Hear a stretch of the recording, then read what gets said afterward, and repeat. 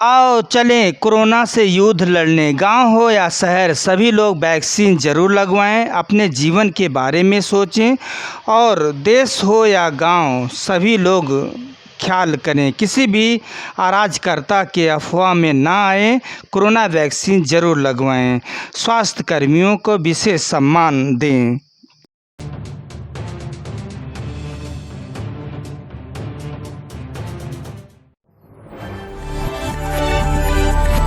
नमस्कार, मैं हूं लालचंद सोनी। आज सुबह टाइम्स में आप सभी का स्वागत है। आज 15 जून 2021 है और आज विश्व बुजुर्गों का समाधान दिवस है। इसे बखूबी से मनाएं। आइए हम सब खुशी खुशी से आज आप सभी बुजुर्गों के लिए एक ख़ास रिपोर्ट भी तैयार किया हूं।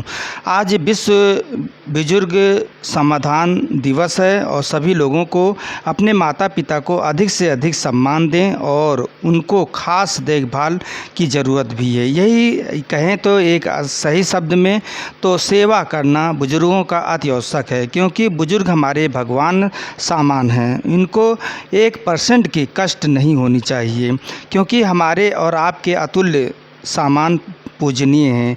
एक रिपोर्ट आप देखिए, रिटायर्ड सुरक्षा अधिकारी राजेश गुप्ता जी के विचार।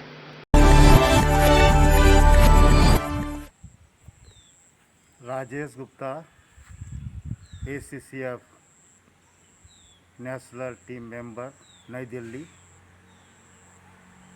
आप सब लोगों को बहुत ही जानकर खुशी होगी कि 15 जून 2021 को हम लोग विश्व बुजुर्ग दुर्व्यवहार समाधान जागरूकता दिवस मना रहे हैं।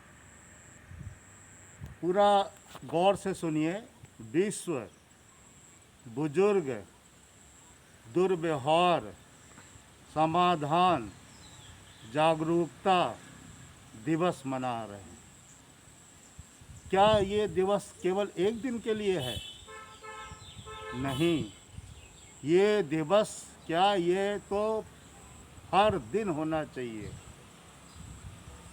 और जो इसका सब्जेक्ट है, जो इसका विषय है, वो इतना गूढ़ है, इतना जटिल है कि इस पर बात करने के लिए कितना समय लग जाए, कितने घंटे लग जाएं, कितने दिन लग जाएं, कितने साल लग जाएं, पता नहीं कब ये बात समझ में लोगों के आएगी।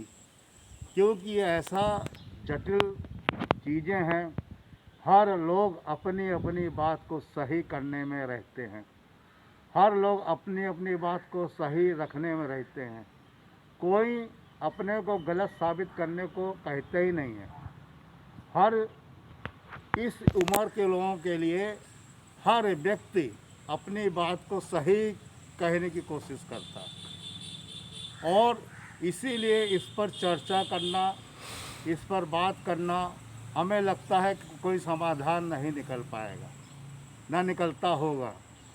फिर भी चूँकि विश्व बुजुर्ग दुर्व्यवहार समाधान जागरूकता दिवस मनाया जा रहा है, तो हम तो यही विनती करेंगे सभी लोगों से कि भाई लोग, बहन लोग, माता लोग, जो भी नवयुग हैं वो लोग, भाई ऐसा बुजुर्गों के साथ दुर्व्यवहार ना करें जो एक समाधान के तौर पर कहीं जो है ढूंढने के लिए निकलना पड़े। और जागरूकता की तो ज़रूरत इसलिए पड़ रही है कि अब समय बदल गया है। अब जो है संयुक्त परिवार है नहीं, सब अकेले अकेले रह रहे हैं। तो सबको अपना अपना जो है काम करके अपनी अपनी चीज़ों को रख कर ये बताना है कि ये हमारा है और हमारे लिए है, दूसरे के लिए नहीं है। इसीलिए इन सब चीज़ों के लिए जागरूकता तो इसी बात की है कि वास्तव में अगर देखा जाए तो बुजुर्ग लोग अब जो है सबसे ज़्यादा नवयुवकों के संस्कृति जो उनकी है उससे उनका कहीं भी तालमेल नहीं खाता है, नहीं खा रहा है। ये परसेंटेज अनुपातिक कहीं कम ज़्यादा हो सकता है। ये कोई ऐसी गणना नहीं है कि नहीं खा रहा होगा, कहीं कहीं खा भी रहा है, मगर परसेंटेज का जो उतार चढ़ाव है वो कहीं ना कहीं है। और इसी कारण जो है बहुत से बदलाव इस संसार में आज दिखाई दे रहे हैं। जो पुराने लोग हैं उनसे जब आप बात करिए तो आपको हमको समझ में आएगा कि बहुत सी चीज़ें बदलाव में हैं। पहले बुजुर्ग लोग कहते थे कि हमसे लोग जो है पूछते थे, हमसे जानने की कोशिश करते थे, हम लोगों को प्यार से प्यार भरी बातों से बात करते थे।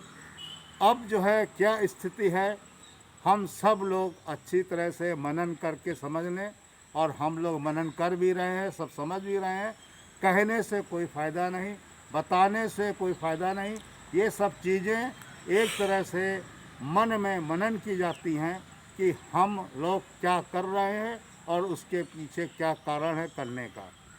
आज के समय में भारत सरकार भी इतना ज़्यादा सतर्क हो गई है कि उसने भी बुजुर्गों के लिए एक जो है मंत्रालय जो है, नाम है उसका आपको मालूम होगा कि मंत्रालय का नाम है सामाजिक न्याय और अधिकारिता मंत्रालय।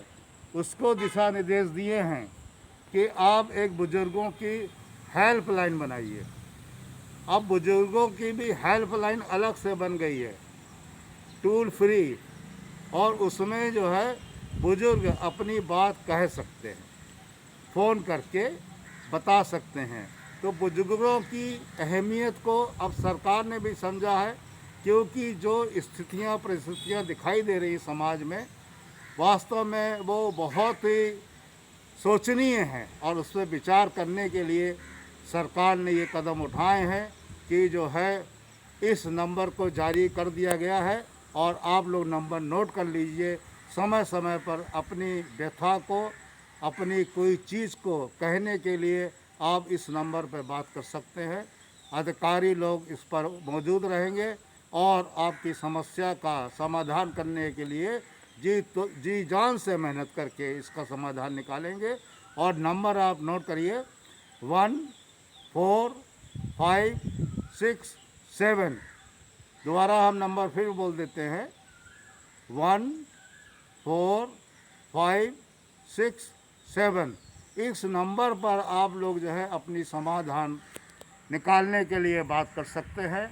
और सभी हमारे बुजुर्गों को हमारा बार बार नमन, और उनको यही प्रार्थना करते हैं कि वो अच्छी लंबी आयु जिएं, स्वस्थ रहें। और ख़ास तौर से जो ये कोरोना का समय चल रहा है, उनको बहुत ही सतर्कता के साथ रहना है, और बड़े ही अच्छे ढंग से रहकर अपने खान पीने के बारे में अच्छा ध्यान रखकर अपने स्वास्थ्य को अच्छे बनाए रखना है। क्योंकि बुजुर्ग जो हैं वो एक धरोहर होते हैं, उनका सामान तो धरोहर है ही जो उनके पास है, मगर हमारे बुजुर्ग भी एक धरोहर होते हैं। किस चीज़ के? अपने अनुभव के, अपने ज्ञान के। उन्होंने जो दुनिया देखी है उसके बहुत सारे तजुर्बों के। तो वास्तव में हमें उनके इन तजुर्बों का, इन अनुभव का, इस धरोहर का लेने की पहल करनी चाहिए, जो हम लोग आज के ज़माने में नहीं कर रहे हैं, न करने की कोशिश कर रहे हैं। हम लोग वही सांसारिक चीज़ों को, इकट्ठा करे हुए चीज़ों को लेकर खुश होते हैं, और उनकी जो चीज़ें हैं जो वास्तव में हमारे जीवन को सुधार देंगी, जो ज्ञान उनके पास है, वो लेने में हम लोग जो है कभी आगे नहीं आते, ना कभी आगे आने की बात सोचते हैं। पुनः हम सबको इस विश्व बुजुर्ग दुर्व्यवहार समाधान जागरूकता दिवस पर सबको यही एक संदेश देना चाहते हैं कि दुर्व्यवहार मत करें। अगर आप जो है सम्मान नहीं कर सकते तो दुर्व्यवहार भी ना करें, और उनको जीने दें, उनको सम्मान के साथ जीने दें, उनको कटु शब्द ना बोलें। उनको जो है समाधान नहीं कर सकते हैं तो समस्या भी पैदा ना करें, मगर एक मानवता का जो पाठ है उसको ज़रूर जिंदा रखने की कोशिश करें। यही हमारी विनती है, अपील है इस दिवस पर। जय हिंद, जय भारत।